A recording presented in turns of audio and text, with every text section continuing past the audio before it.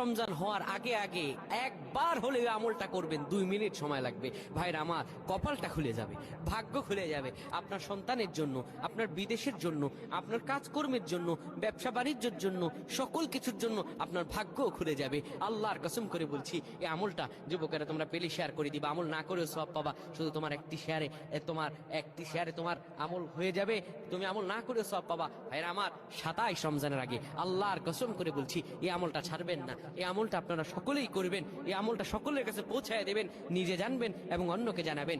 যত মানুষ বিপদগ্রস্ত আছেন, যত অভাবে আছেন, বিদেশে থেকে দেশে আসতে পারতেছেন না, বিদেশ যেতে পারতেছেন না, বিপদের উপর বিপদ লেগে আছে, 27 রমজান হওয়ার আগে আমলটা করেন। 2 মিনিট সময় লাগবে, বেশি না। যখন ঈশার নামাজ আপনি পড়বেন, ঈশার নামাজের পরে ওযু করে নেবেন, সুন্দরভাবে পবিত্র পরিচ্ছন্ন হয়ে বিছানাটা ঝাড়ু দিবেন। বিছানার ভিতরে এরপরে আপনি শোয়ার আগে সুন্দর করে আপনি ঘুমানোর আগে পড়বেন, ইয়া মালিকু ইয়া মালিকু 100 বার পড়বেন। এরপর ইয়া খাবিরু 100 বার পড়বেন। তারপর একবার দুরূদ শরীফ পড়বেন। এরপরে 2টা হাত তুলে আল্লাহর কাছে যা দোয়া করবেন, আপনার দোয়া করতে দেরি হবে, আমার আল্লাহ কবুল করতে দেরি করবেন না। আল্লাহুম্মা আমিন।